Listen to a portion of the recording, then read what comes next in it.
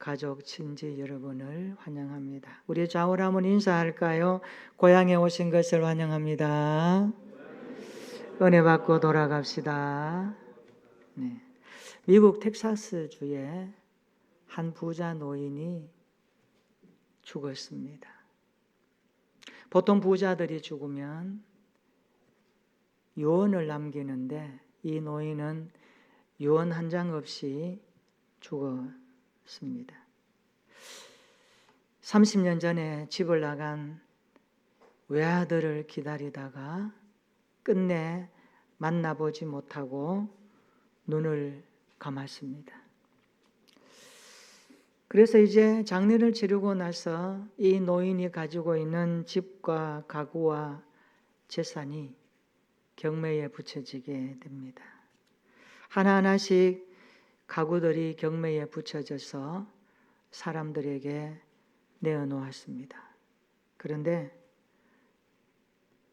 그 경매하는 시간 가운데 작은 사진 액자 하나가 나왔습니다. 경매사가 이 사진 하나를 들고 그 액자 작은 거 $5에 경매에 붙였습니다. 그런데도 아무도 관심이 없었습니다. 사려는 사람이 없었던 겁니다. 그때 저 구석에서 한 노파가 손을 들고 제가 사겠습니다. 경매원이 노파의 모습이 하도 초라해서 $1에 경매로 마쳤습니다. 그런데 잠시 후 깜짝 놀라는 일이 일어났습니다. 사진 속에는 고인의 유서가 들어있었습니다. 거기에는 이렇게 쓰여 있었습니다. 내가 생명처럼 아끼고 사랑하는 내 아들의 사진을 가지는 사람에게 내 전 재산을 인계한다. 이 노파는 주인이 그토록 아끼는 아들의 사진 그거 하나 가졌다는 것 때문에 상상할 수 없는 그 노인의 전 재산을 가지게 되었습니다. 저는 이 이야기를 보면서 오늘 우리를 한번 생각해 보았습니다. 우리는 어떻습니까? 우리는 하나님께서 하나뿐인 아들 예수 그리스도를 믿고 모셨다는 그 믿음 하나 때문에 하나님께서 우리에게 천국을 기업으로 주셨습니다. 예수 믿는다는 그 믿음 하나 때문에 우리가 가진 천국은 구원의 백성들에게 주어지는 상상할 수 없는 어마어마한 선물입니다. 이 선물을 받은 우리가 오늘 하나님 앞에 예배자로 서 있습니다. 그래서 그리스도인들에게 천국은 소망 그 자체입니다. 오늘 예배가 천국을 다시 소망하면서 이 땅에 구원받았지만 아직도 이 땅에서 살아가면서 여러 가지 힘들고 어려운 일들 많고 많지만 오늘 말씀 붙들고 씨름하며 하나님 앞에 더 성큼 나아가는 예배가 되었으면 좋겠습니다.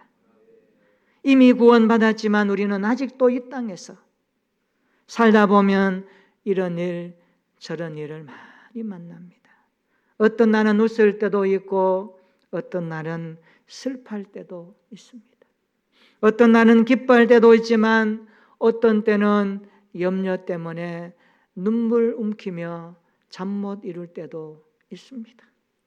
보험회사에서 성인 남녀를 대상으로 설문조사를 했습니다. 당신이 가장 염려하는 것은 무엇입니까? 1순위가 건강 문제, 2순위가 재정 문제, 3순위가 노후 문제로 답했다고 합니다. 성경에는 염려하지 말라는 말씀이 360배나 기록되어 있습니다. 매일 한 번씩 우리에게 말씀하십니다. 얘들아, 염려하지 말라. 그만큼 우리는 매일 염려하면서 살고 있다는 뜻입니다. 염려의 뜻이 무엇일까요? 성경에 염려를 사용하는 일반적인 헬라어 단어가 메림나테라는 단어입니다.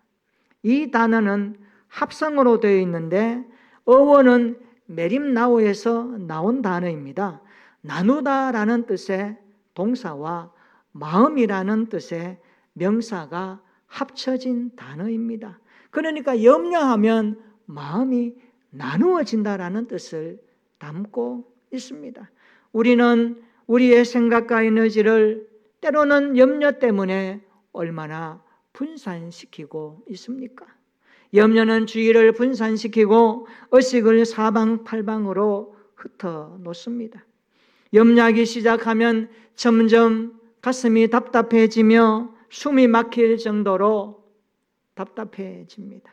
이렇듯 염려하면 우리의 몸에도 해롭고 불안이 엄습하게 되어 있습니다. 그래서 존 하가이라고 하는 목사님은 인류의 적 제1호는 염려다. 인류에게 가장 큰 적은 염려다라고 말하기도 했습니다. 우리는 살아가면서 여러 가지 이유 때문에 염려하지 않습니까? 자식 때문에 염려하는 부모가 있고요. 건강 때문에 염려하고 외모 때문에 염려하는 사람도 있습니다. 물질 때문에 염려하고 직장 때문에 염려하고 사업 때문에 염려하지 않습니까? 학생들은 진학 때문에 염려합니다. 젊은 청년들은 취업과 만남 때문에 염려하지 않습니까?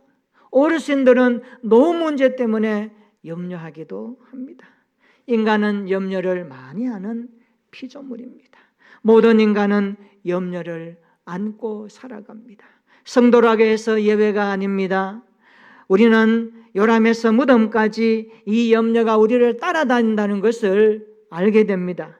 염려는 삶의 의미를 갉아먹는 좀과 같습니다. 그래서 사람에 따라서는 다르겠지만 염려의 크기에 따라서 크면 클수록 두려움이 따라오는 결과를 경험합니다. 불안과 초조는 염려에서 나오는 결과물이기 때문에 그렇습니다. 미국의 국립정신건강원에서 미국 사람들을 조사해 봤더니만 한 해에 5천만 명가량이 공황발작 증세와 공포증으로 불안에 떨고 살아간다라고 조사가 나왔습니다. 그러므로 이 염려는 우습게 생각할 것이 아닙니다. 사실 염려는 불청객입니다. 시도 때도 없이 찾아오는 불청객이 염려입니다. 염려는 생각의 흐름을 타고 우리의 마음에 자리 잡으려고 할 때가 얼마나 많은지 모릅니다. 많은 사람들이 염려의 불청객으로 말미암아 인생을 어렵게 살아가기도 합니다. 바울인들 왜 염려가 없었겠습니까? 그는 복음을 전하다가 핍박을 받았습니다. 투옥도 당해보았습니다. 목숨의 위협도 받아보았습니다. 돌에도 맞아보았습니다. 빌립보서를 기록할 때 바울은 로마 감옥에 갇혀 있는 상황입니다. 언제 죽을지 모르는 상황입니다. 그런데도 바울은 빌립보서에서 말하기를 기뻐하라, 기뻐하라라고 외치고 있습니다. 그러면서 오늘 본문에서 바울은 이렇게 우리에게 고면합니다. 오늘 본문 한번 읽어볼까요? 다 같이 빌립보서 4장 6절과 7절 읽어봅니다. 시작. 아무것도 염려하지 말고 다만 모든 일에 기도와 간구로 너희 구할 것을 감사함으로 하나님께 아뢰라. 그리하면 모든 지각에 뛰어난 하나님의 평강이 그리스도 예수 안에서 너희 마음과 생각을 지키시리라. 아멘. 오늘 설교 제목 한번 따라해 볼까요? 염려가 찾아올 때. 여러분, 염려가 찾아올 때 어떻게 해야 할까요? 오늘 바울이 우리에게 주는 염려를 극복하는 몇 가지 원리를 적용했으면 좋겠습니다. 우리 인생 살다가 크고 작은 염려가 찾아올 때 오늘 말씀을 붙들고 극복했으면 좋겠습니다. 염려가 찾아올 때 첫째로 평강의 하나님을 찾아야 합니다. 따라해 볼까요? 염려가 찾아올 때 평강의 하나님을 찾겠습니다. 우리가 왜 평강의 하나님을 찾아야 할까요? 평강이 임할 때 염려가 물러가기 때문입니다. 평강의 하나님은 인간의 모든 이성을 능가하기 때문에 그렇습니다. 염려를 상대할 분은 평강의 하나님밖에 없습니다. 우리가 염려를 상대하는 것보다 평강의 하나님이 염려를 상대하면 그 문제는 쉽게 풀리기 때문에 우리가 염려를 만났을 때에, 염려가 찾아왔을 때 평강의 하나님을 찾아야 한다고 바울은 가르쳐 줍니다. 여러분, 염려는 사람의 마음을 갈라놓습니다. 선하고 가치 있는 일에 집중하지 못하게 만듭니다. 그러니까 염려는 마음을 찢어 상하게 하기 때문에 이것을 삼에서는 평강의 하나님을 찾아야 해결된다는 것을 오늘 본문이 말씀하고 있습니다. 바울은 염려가 찾아올 때 평강의 하나님을 찾으라고 말합니다. 6절에 보십시오. 하나님께 아뢰라고 하다가 7절에 보니까 평강의 하나님이 그리스도 예수 안에서 너희 마음과 생각을 지켜 주시리라고 말씀하고 있습니다. 그러므로 염려가 찾아올 때 평강의 하나님을 찾게 되는 믿음이 있기를 예수님의 이름으로 축원합니다. 예수님도 십자가를 앞에 놓고 염려가 많았습니다. 근심이 많았습니다. 고통이 많았습니다. 그때 우리 주님은 겟세마네 동산에서 하나님을 찾으며 이렇게 기도합니다. 아버지여, 이 잔을 내게서 옮기시면 좋겠습니다마는 내 원대로 마옵시고 아버지의 원대로 하옵소서. 우리 주님도 염려 앞에 고민했습니다. 그러나 우리 주님은 하나님을 향하여 나아갔습니다. 하나님을 불렀습니다. 하나님을 찾았습니다. 염려가 있으십니까? 염려가 찾아왔습니까? 근심하지 마시고 그 염려 찾아왔을 때 평강의 하나님을 찾게 되기를 주님의 이름으로 축원합니다. 염려의 불청객이 찾아왔을 때 평강의 하나님을 찾음으로 말미암아 일에나 생활에나 그 평강의 하나님의 주시는 은혜가 우리의 삶에 경험되었으면 좋겠습니다. 염려가 찾아올 때 두 번째로 모든 일에 기도의 세 겹줄을 사용하시기를 바랍니다. 따라해 볼까요? 모든 일에 기도의 세 겹줄을 사용하겠습니다. 솔로몬은 전도서 4장 12절에 이런 유명한 말을 기록했습니다. 한번 우리 읽어볼까요? 전도서 4장 12절 시작. 한 사람이면 패하겠거니와 두 사람이면 맞설 수 있나니 세 겹줄은 쉽게 끊어지지 아니하느니라. 아멘. 여러분, 시골에 계신 분들 기억할 겁니다. 새끼 꼴 때 두 겹줄 끄는데요, 3겹줄 끄기도 합니다. 그러면 더 튼튼합니다. 동아줄이 튼튼한 것은 겹겹이 꼬아서 만들었기 때문에 그렇습니다. 오늘 전도서 4장 12절은 세 겹줄은 그만큼 강하다라고 말합니다. 혼자보다 둘이, 둘보다는 셋이 공동체의 연합이 강하다는 것을 말씀하면서 오늘 본문에도 바울은 너희가 살아가다가 염려가 찾아왔을 때 모든 일에, 모든 상황에 3겹줄, 3겹줄 기도를 사용할 것을 말씀하고 있습니다. 오늘 본문 6절 한번 읽어볼까요? 다 같이 6절 읽어봅니다. 시작. 아무것도 염려하지 말고 다만 모든 일에 기도와 간구로 너희 구할 것을 감사함으로 하나님께 아뢰라. 6절에서 기도의 세 겹줄을 한번 찾아보세요. 기도의 세 겹줄. 어떤 단어입니까? 기도, 간구, 구할 것. 기도, 간구, 구할 것은 삼중적으로 표현하는 기도의 세 겹줄을 표현합니다. 세 겹줄 기도는 그만큼 강하다는 것입니다. 끊어지지 않는다는 뜻입니다. 염려하는 것이 있습니까? 모든 일에 기도를 할 수 있기를 축원합니다. 모든 일에 간구함으로 부르짖기를 축원합니다. 모든 일에 구할 것으로 하나님을 찾게 되기를 축원합니다. 염려가 질식할 때까지 기도의 세 겹줄로 꽁꽁 묶어 버리십시오. 그러면 염려가 질식할 것입니다. 오늘 본문을 자세히 보면 염려의 반대말이 나옵니다. 염려의 반대말이 뭘까요? 오늘 본문에서 찾을 수 있는 염려의 반대말이 뭘까요? 그것은 평강입니다. 평강입니다.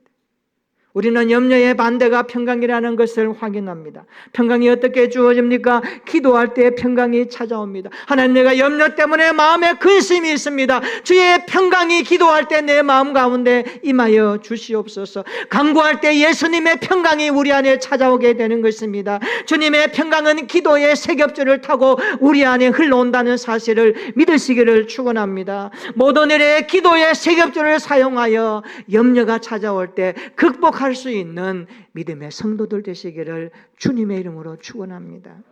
세 번째, 염려가 찾아올 때 마음과 생각을 지켜달라고 더욱 기도하셔야 합니다. 염려는 생각의 흐름을 타고 우리의 마음에 들어옵니다. 이 염려는 불청객입니다.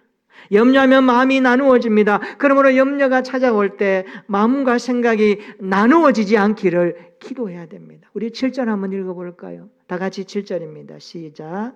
그리하면 모든 지각에 뛰어난 하나님의 평강이 그리스도 예수 안에서 너희 마음과 생각을 지키시리라. 아멘. 모든 일에 기도의 세겹줄을 사용하면 바울은 말합니다. 하나님의 평강이 그리스도 예수 안에서 너희 마음과 생각을 지키시리라. 할렐루야. 그렇습니다. 염려는 우리의 마음을 분열케 합니다. 집중하지 못하게 합니다. 우유부단하게 합니다. 그때 우리가 할 수 있는 일이 뭘까요? 평강의 하나님을 찾으며 기도의 세겹줄을 가지고 더욱 하나님 앞에 나아서 엎드려야 됩니다. 무슨 기도할까요? 주여, 내 마음과 생각에 하나님의 평강을 부어 주시옵소서. 내 마음과 내 생각을 지켜 주시옵소서. 내 생각과 마음이 염려에 뺏기지 않도록 주님의 손으로 지켜 주시옵소서. 여기 마음과 생각을 지키시려라는 말에 한번 주목해 봅시다. 여기 지키시려 해당되는 헬라어는요, 프루레세이라는 단어입니다. 프루레세이라는 단어는 호위하다라는 뜻인데 이 단어는 군사적 용어입니다. 당시 로마 군대가 적을 보고 방어하기 위해서 수비대에게 보초를 서게 할 때 지키시리라 이 단어를 사용했다고 합니다. 이것은 로마의 군대가 수비대 보초를 서는 광경을 묘사하는 단어입니다. 이처럼 염려가 찾아왔을 때 기도하면 평강의 수비대가 우리의 마음과 생각을 지키신다는 뜻입니다. 누가 우리의 마음과 생각을 지켜줄 수 있습니까? 누가 염려 앞에 우유부단한 우리의 마음과 생각을 지켜줄 수 있나요? 주의 성령이 우리 안에 임하시고 기도할 때 평강의 주님이 우리 안에 강력하게 임재하셔서 우리의 마음과 생각을 지키시는 하나님이신 줄로 믿습니다. 그러므로 우리는 무릇 지킬 만한 것보다 더욱 마음을 지키는 것이 중요합니다. 왜냐하면 마음은 생명의 근원입니다. 왜냐하면 마음은 생각과 의지와 감정의 근원이 되기 때문에 그렇습니다. 염려가 찾아올 때 마음과 생각을 지켜달라고 기도할 수 있기를 주의 이름으로 축원합니다. 그래서 염려 앞에서도 우리의 마음과 생각이 지켜지는 하나님의 은혜를 체험할 수 있기를 축원합니다. 미국 교회가 배출한 영적 거장 한 분이 있습니다. 지금도 이분에 대해서 미국의 철학, 사상, 종교, 신학자들은 그의 저서와 설교에 대해서 많은 영향을 받고 있습니다. 그는 조나단 에드워즈입니다. 조나단 에드워즈. 이분이 쓴 책이 참 많습니다.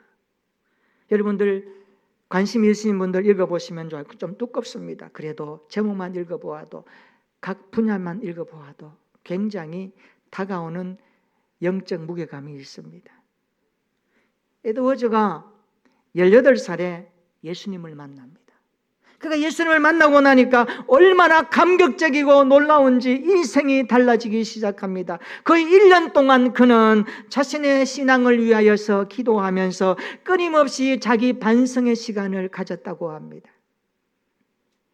70가지의 결심문을 적어서 이 결심문대로 살려고 몸부림쳤던 그 에드워즈의 이야기는 지금도 회자되고 있습니다. 거의 매주 한 번씩 읽으면서 영적 성장을 추구했다고 합니다. 에드워즈가 쓴 일기문에는 이렇게 쓰여 있습니다. 1724년 2월 7일 그날이 금요일이었습니다. 그 일기문에는 이렇게 기록되어 있습니다. 나는 다음 성경 구절에 기록된 대로 행동하기로 결심한다. 빌립보서 4장 6절의 말씀을 따라 아무것도 염려하지 않겠다. 베드로전서 5장 7절에 따라 모든 염려를 하나님께 맡기며 살겠다. 마태복음 6장 31절로 33절에 따라 내일 일을 염려하지 않겠다. 무엇을 먹을까, 무엇을 마실까, 무엇을 입을까 염려하지 말자. 먼저 하나님의 나라를 구하자. 그리하면 이 모든 것을 더해 주시겠다고 주님이 약속하셨다. 그렇습니다. 우리가 살다 보면 크고 작은 염려 앞에 서게 됩니다. 이미 구원받았지만 아직도 염려와 이 땅에서 씨름하며 살아갑니다. 염려가 찾아올 때 평강의 하나님을 찾게 되기를 축원합니다. 모든 일에 기도의 세 겹줄을 사용할 수 있기를 축원합니다. 그때 마음과 생각이 지켜지는 은혜가 임하기를 주님의 이름으로 축원합니다. 따라해 볼까요? 염려가 찾아올 때 평강의 하나님을 찾겠습니다. 모든 일에 기도의 세 겹줄을 사용하겠습니다. 마음과 생각을 지켜 주시옵소서.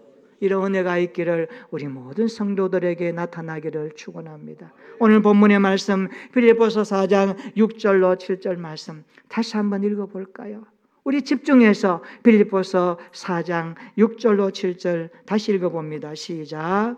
아무것도 염려하지 말고 다만 모든 일에 기도와 간구로 너희 구할 것을 감사함으로 하나님께 아뢰라. 그리하면 모든 지각에 뛰어난 하나님의 평강이 그리스도 예수 안에서 너희 마음과 생각을 지키시리라. 아멘. 염려가 찾아올 때마다 이 말씀으로 극복하고 승리하는 저와 여러분들의 신앙이 되시기를 예수님의 이름으로 축원합니다. 아멘. 우리 한번 기도하겠습니다. 우리는 살면서 여러 가지